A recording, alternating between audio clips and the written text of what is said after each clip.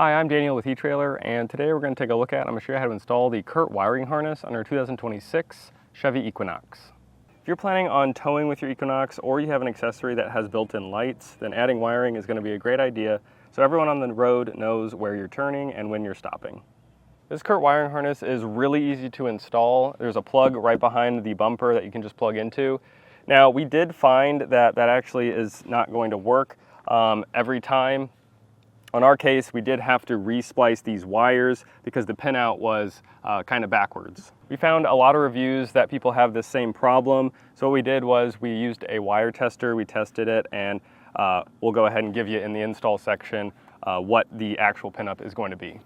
So you might be thinking it might be a hassle to splice into your plug-and-play kit, but it's still a lot better than the alternative. The only alternative is a hardwire kit, so you have to take your taillights out, test your lights, and then splice into your factory wire harness. So still, this is a lot better. If you decide to get wiring for your Equinox, we'd love to see what kind of accessory you're using with it and review our comment. As far as the install goes, I kind of already alluded to it, but it is really simple, and even if you do have to splice in those wires. But if you're ready to get this installed, follow along and I'll walk you through it. First off, we want to locate the plug. It's going to be right here, closer to the driver's side on the inside of the bumper.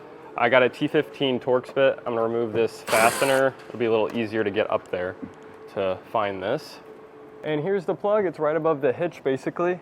And I'll depress this tab and get this dummy plug removed. Now I'll take our wiring harness and I'll plug this in, just like that. Now that we plugged it in, we can test our wiring. We have a light tester we can just plug in, and that'll indicate that everything's working properly. But if you're doing this at home, you can just plug it into your trailer and run through your signals that way. But if you do have one of the ones that is wired backwards, then I'll go ahead and show you how to fix that now. So what I did was I got a tester and I found the ground. I just went through each option, and the ground actually on this one is going to be the green. So then I went through all of our functions, left turn, right turn, and running lights, and I went ahead and touched the metal, and I found the white. It's going to be our left turn. The brown is going to be our right turn, and the yellow is going to be our running lights. I unplugged our wiring harness and I separated the wires here. Now I'm just going to cut all of these off.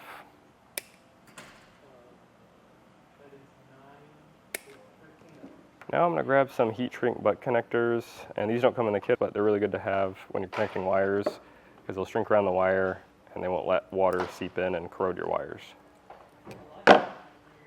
So I'll get these connected on each end.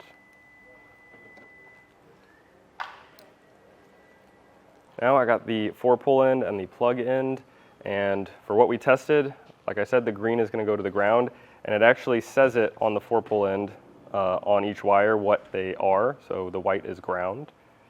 So I will put that green to the white, get that crimped on. Next, I'll go for the white.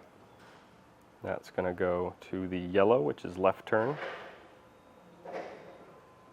Crimp this on.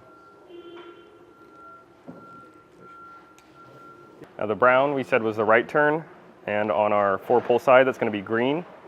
So I'll go brown to green. And lastly, we got our running lights, and that's going to go to our brown side on our 4-pole side. We'll go yellow to brown.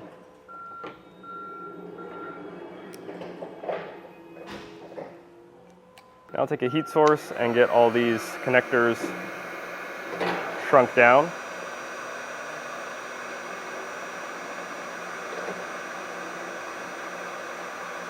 So now I'll plug this back in and we'll give it a test. Now we'll go ahead and test them. So we got left turn, we got right turn, and we got brakes, and of course we have the running lights on already. Now I just zip tied the slack up on the existing wire harness and attached it to our hitch here. Now if you've tested your lights and they work properly, then of course disregard splicing into this.